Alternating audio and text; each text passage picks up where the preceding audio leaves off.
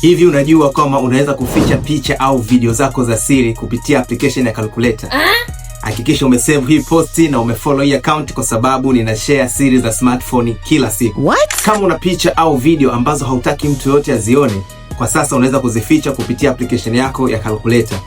Na jinsi ya kufanya hivi, ingia kwenye calculator yako, nenda kabonyeza ile alama ndogo ya calculator, halafu kachague Math Notes. Ukifungua hiyo, nenda kabonyeza ile alama ya kuedit pembeni hapa. Zitafunguka option nyingi, nenda kachague ile alama ya attachment.